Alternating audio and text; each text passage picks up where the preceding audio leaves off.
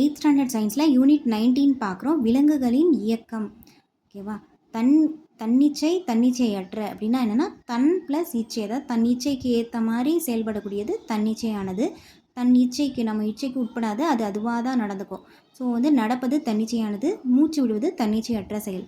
மண்புழு அப்படின்னா மண்புழுவில் பல வளையங்கள் இருக்கும், நீள சுருக்க தசைகள் இருக்கும்.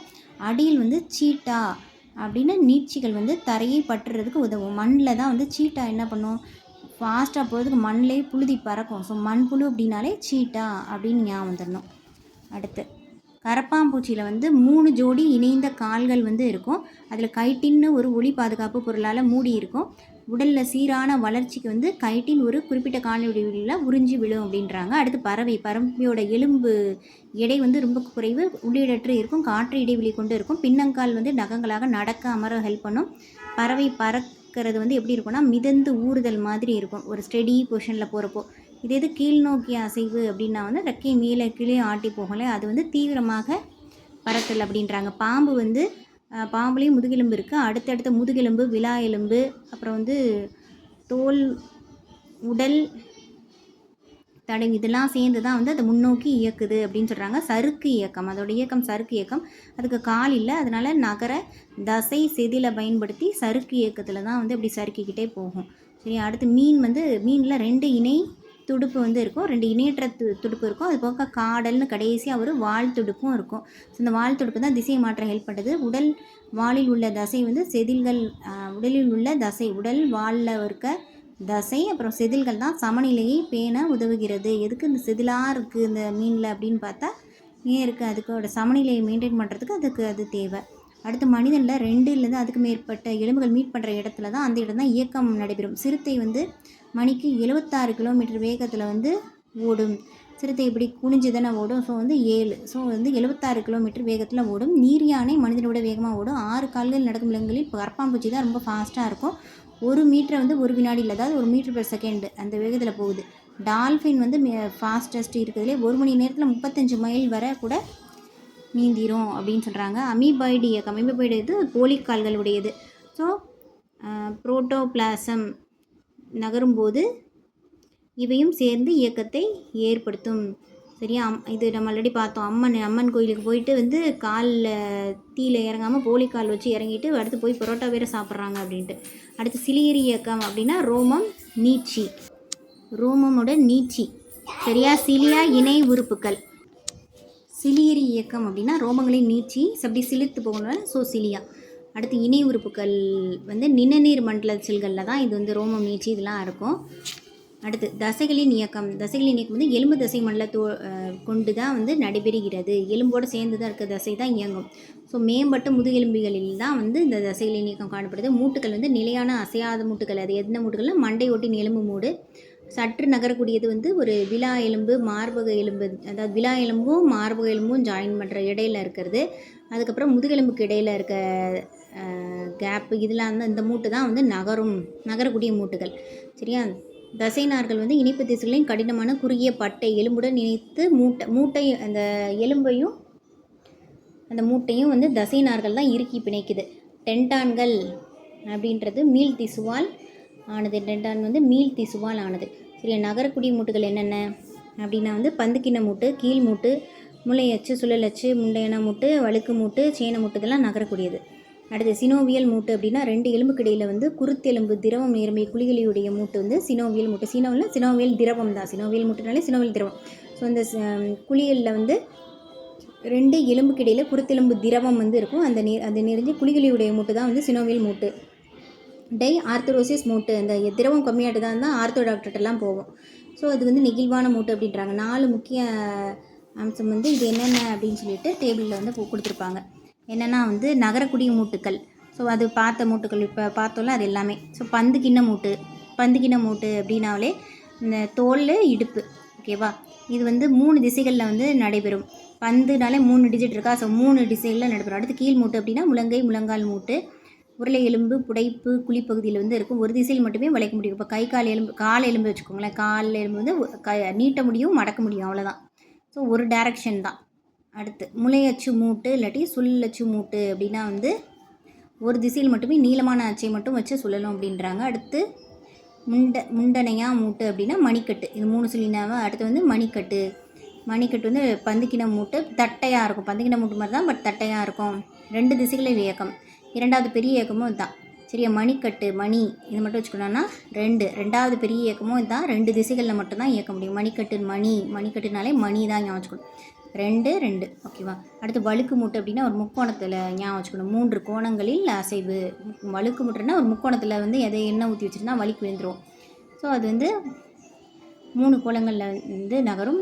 முள்ளெலும்பு முதுகெலும்பு செயல்பாட்டில் எடுத்துக்கிட்டலும் வந்து வழுக்கு மூட்டை எதுக்கு? முள்ளெலும்பு முதுகெலும்பு. இப்போ வலிக்கு விழுந்துட்டா முதுகெலும்பு தான் உடையும் முதல்ல. முள்ளா குத்தும் வலிச்சு.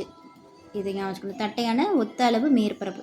அடுத்து சேன மூட்டு அப்படின்னா வந்து சேன மூட்டு அப்படின்னா அந்த சேனாதிபதி ஞாபகம் வச்சுக்கணும். இந்தியன் படத்தில் சேனாதிபதி வருவார்ல, ஏன்னா விரலை வச்சு தான் எல்லாரையும் அட்டாக் பண்ணுவார்.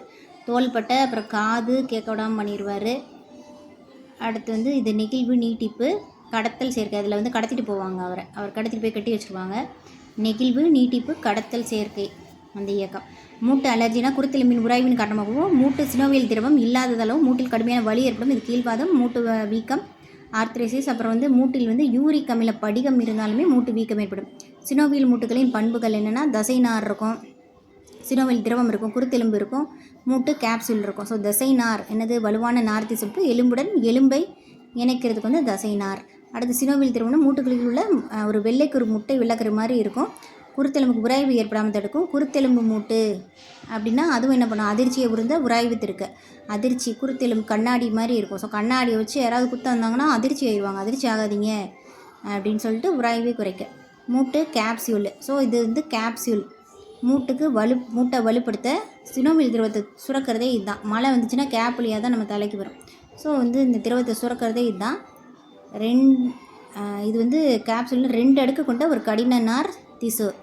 சரியா, 2 அடுக்கு. அந்த கேப் எப்பவுமே ஒரு இதாக இருக்காது, 2 கேப், அதாவது 2 அடுக்கு இருக்கும். அதில் 2 கிளாத் கொடுத்துருப்பாங்க.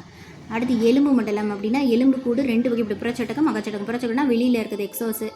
இது வந்து கருவின் புறப்படை இடைப்படை இதிலேருந்து உருவாகும். மீன் செதில்கள், ஆமை விழிப்புற அடுக்கு, புறவின் இறகுகள். அதுக்கு மனித உடலுக்குள் எலும்பு கூடு இடைப்பகுதியில் உருவாகிறது. இதாவது முதுகெலும்பிலும் உள்ளது. சரியா, அகச்சட்டகம் உள் சட்டகம் எதில் இருக்குது?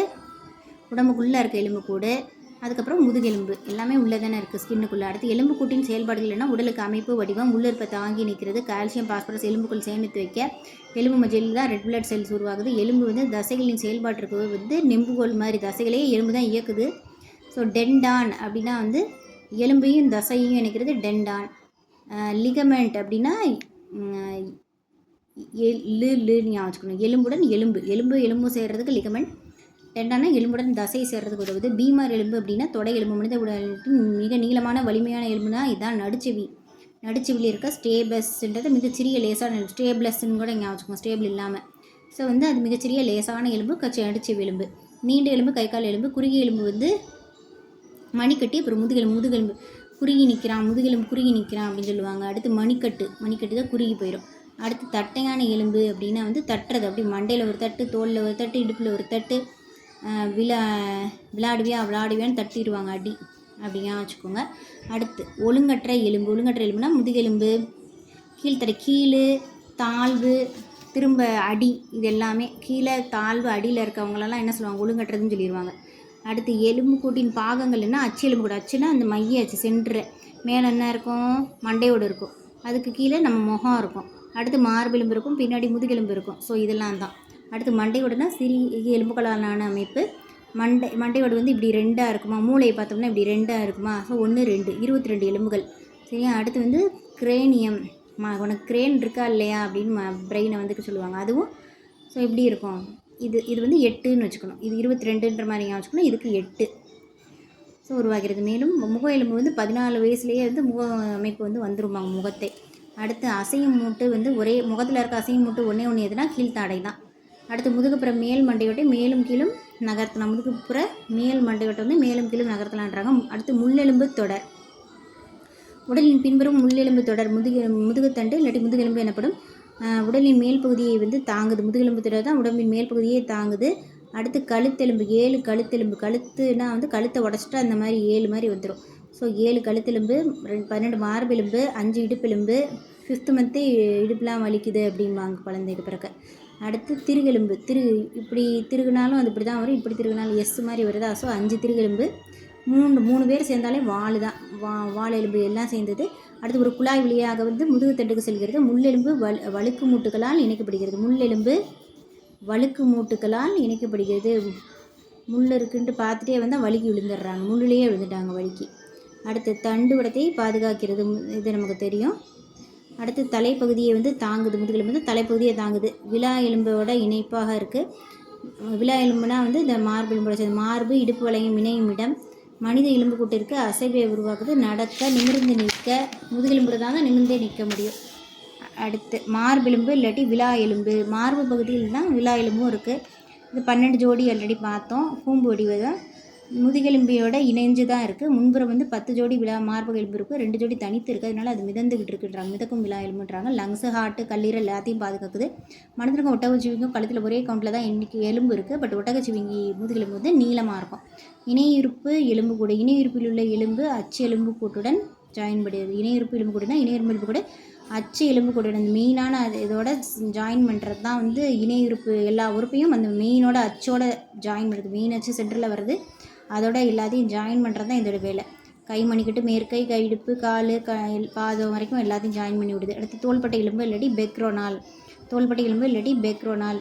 முன்காலர் தோள்பட்டையினால் இது என்னென்னா வந்து காலர் சட்டெல்லாம் போட்டிருக்கான். பின்னாடி ஒருத்தன் தோள்கிட்டே நின்று சுற்றியால் அடிப்பேன்றான். அதனால ஒரு பந்து வாங்குறதுக்காக தான் அவன் வந்து என்ன பண்ணான், பெக் பண்ணிகிட்ருக்கான், பெக்கிங். ஸோ வந்து வளையம்னா ஒரு தட்டில் பெக் பண்ணிகிட்ருக்கான் அப்படிங்க வச்சுக்கணும். காலர் போட்டிருக்கான், பின்னாடி ஒருத்தன் நின்றுட்டு சுற்றி காமிச்சிட்டே இருக்கான். அந்த பந்து வாங்குறதுக்காக தான் வந்து இப்படி பண்ணிகிட்ருக்கான். பெக் பண்ணி அந்த காசில் அந்த பந்து வாங்குவான் அப்படிங்க வச்சுக்கணும். அடுத்து இடுப்பு எலும்பு அப்படின்னா பெல்விக் வளையம், வலுவான எலும்பு. 5 மாதத்துலேயே வலி வந்துடும்ல, 5 இணைந்த முதுகெலும்பு. அடுத்து கை எலும்பு அப்படின்னா ஹீரோஸ்க்கெலாம் கையை தான் ஃபஸ்ட்டு காமிப்பாங்க. அடுத்து 6 எலும்பு. அல்னா அப்படின்னா வந்து இப்படி முழங்கையை வச்சு தான் அப்படி அள்ளுவாங்க, மொத்தமாக அள்ளணுன்ட்டு முழங்கையை வச்சு அள்ளுவாங்க. அடுத்து வந்து கார் மணிக்கட்டு. கார் ஓட்டுறவிட்டு அந்த மணிக்கட்டு தான் செம வலிக்கும், காரை வளைச்சி ஓட்டுறதுக்கு. அடுத்து மெட்டா கார் ஓட்டுறது வந்து உள்ளங்கையும் வலிக்கும், மணிக்கட்டு வலிக்கும். அடுத்து பஞ்ச் பண்ணணும்னா விரல் எலும்பு வச்சு தான் பஞ்ச் பண்ணுவாங்க. அடுத்து கால் எலும்புனா தொடை எலும்பு. எலும்பில் அடுத்து என்னென்னா டிஃபிகல்ட்டு. எது டிஃபிகல்ட்டு? காலில் வந்து முள் குத்திடுச்சுன்னா ரொம்ப டிஃபிகல்ட்டு. அடுத்து ஃபுல்லாக கால் எலும்பு தான் உடம்பு ஃபுல்லாக தாங்குது. டார்ச்சர்கள், கணுக்காலிகள் வந்துச்சுன்னா சொல்ல தாங்க முடியாது, டார்ச்சர் பண்ணும். மெட்டா டார்ச்சர்களுக்கு நான் தான் முன்னாடி போவேன், முன்பாதை எலும்பு ஒரே மெட்டா டார்ச்சர் பண்ணுது. இப்போ திரும்ப பஞ்சுனா விரல் எலும்பு ஒரே திசையில் வந்து இது செயல்படும். முழங்கால் வந்து பட்டெல்லா, முழங்கால் வந்து தொப்பி எனப்படும். முழங்காலில் தான் எதனாலும் ஃபஸ்ட்டு படும். அடுத்து கால் எலும்பு எதுலான்னு கால்னா தான் டிஃபிகல்ட்டு, ஃபுல்லாக காலை வச்சு தான் இயங்குது. பீவர்னா தொடை எலும்பு, கணுக்கால்னா டார்ச்சரு, முன்கால் பார்த்தீங்கன்னா மெட்டா டார்ச்சர் பண்ணும், முன்னாடி போவேன்ட்டு. அடுத்து விரல்னா பஞ்சு, ஃபலாஞ்சுகள், அதுதான் பஞ்சுன்ற. தசை வந்து நிலைத்த முனை, நகரும் முனை வந்து எலும்புடன் இணைக்கப்பட்டிருக்கும். தசை நிலைத்த முனை தான், பட் நகரும் எலும்புகளோட இணைந்தனால தான் நகருது தசை நார்கள் மூலமாக. முடியின் வேர்களில் வந்து தசை சிலிர்ப்பு தரும். அடுத்து வந்து புன்னகைக்கு வந்து 17 தசை. 18 வயசு ஆகுது, காலேஜ் போகிற வரையே புன்னகை. கோபுறது 40 வயசுக்கு மேலாட்டால் கோபம், 42 தசை. அதிக வேலை செய்யும் தசை கண்ணு தான். தசைகள் ஜோடியாக எதிரெதிர் வேலை தான் செய்யும். மேற்கையில் இருதலை முத்தலை தசை உண்டு. மேற்கையில் இருதலை தசை, முத்தலை தசை உண்டு. கண்ணில் வந்து கருவிழிகள் வந்து 2 கண்ணே 2. ஸோ 2 ஜோடி தசைகள் இருக்குது. தசை வகைகள் வந்து வரி தசைனா எலும்பு தசை, இது வந்து தன்னிச்சையான தசை. வரியற்ற தசைன்னு சாஃப்டான தசை, இது தன்னிச்சையற்றது தசை. வரி தசை இல்லாட்டி எலும்பு தசை, எலும்புதோட ஜாயின் பண்ணுறது. உட்கரு இருக்குன்னா இருக்குது. தன்னிச்சையான தசை கை கால் இது இச்சைக்கு ஏற்ற மாதிரி இருக்கும். வரியற்ற தசை இதுனா சாஃப்ட் தசை. எலும்புனா வரி தசை, வரியற்றதுன்னா சாஃப்ட் தசை, உடல் பாகத்துக்குள்ளே ரத்த நாளம் கருவிலி இதுக்குள்ளெல்லாம் இருக்குது. இது தன்னிச்சையற்றது. இதய தசையும் தன்னிச்சையற்றது. இது வந்து இதயமில் வந்து 1 to 3 மைய உட்கரு. இதயம் தான் எல்லாத்துக்கும் ரீசன். ஸோ அதில் கண்டிப்பாக 1 to 3 மைய உட்கரு இருக்கும். எலும்புலேயும் இருக்கும், இதயத்தில் தசையிலையும் இருக்கும். தன்னிச்சையான இயக்கம்னா தன்னிச்சையற்ற இயக்கம். வலிமையான தசை, சாஃப்ட் எலும்பு, இதெல்லாம் எதில் இருக்குது? பறக்கிறதுக்கு உதவுது. கரப்பாம்பூச்சியில் கால்கள் 3 இணை ஜோடிகள் வந்து கால்கள் இருக்குது. கடின உரை மேல்தொலாக இருக்கும். மார்பு தசை 2 ஜோடி இறக்கை நடக்க பறக்க. இயக்கத்திற்கு ஹெல்ப் பண்ணுறது தசை ப்ளஸ் எலும்பு. இயக்கத்திற்கான தசை எலும்பு இல்லை அப்படின்னா அது எதுக்கு இல்லைன்னா மண்புழுக்கு இல்லை. மேல்தாடை மண்டையோடு அசையாது. கால் துடுப்பு போன்று இருக்கணுன்றதுக்காக ஸ்விம்மர்ஸ்லாம் என்ன காலில் வந்து ஃப்ளிப்பர்ஸ் மாட்டியிருப்பாங்க. ஸ்லிப்பர் மாதிரி ஃப்ளிப்பர். ஓகேவா? அடுத்து வந்து வெளிப்புற காது வந்து குருத்தெலும்பு இருக்கும். கரப்பான் பூச்சியில் கால் மூலமாக தான் நகரும். கழுத்தெலும்புனா 7, மார்பெலும்பு 12, இடுப்பெலும்பு 5, வால் எலும்புனா 3. தசை சுருங்கி விரிந்த தசைக்கற்றை. அடுத்து அச்சு எலும்பு கூடனா மண்டையோட இந்த ஃப்ரண்ட் சென்டரில் இருக்கிறது எல்லாமே. சரியா? அடுத்து வந்து ஸ்டென்னா மார்பெலும்பு தான். ஸ்டென் எலும்புனாலும் மார்பெலும்பு தான். ஸ்டெதஸ்கோப் வச்சு தான் மார்பு செக் பண்ணுவாங்க. ஸோ ஸ்டென்னாலும் மார்பெலும்பு. அடுத்து இணைப்பு எலும்பு கூட அப்படின்னா தோலும் இடுப்பும் தான். அதுதான் இணைக்கிறது. 2 எலும்பு மீட் பண்ணுறது மூட்டு. ரேடியல் தசைனா கண் பார்வை அகலமாக்கும். மனிதனோட மண்டையோட வந்து 22 எலும்பு. மனித முதுகு தண்டில் வந்து முதுகு அப்படி 3 லெட்டரா. ஸோ 30 முதுகெலும்பு இருக்குது. அடுத்து 12 ஜோடி விலா எலும்பு. விலாது வீலா 12 ஜோடி. இடுப்பு இணைப்பு எலும்பின் ஒரு பார்ட்டு. இதய தசை ஒரு இயங்கு தசை, இயக்க முடியாது, அதுவாக தான் இயங்கும். கையில் நீள் தசை, வலை தசை எதிரெதிர் திசையில் இருக்கும். அடுத்து 20வது யூனிட் அடுத்த வீடியோவில் பார்க்கலாம்.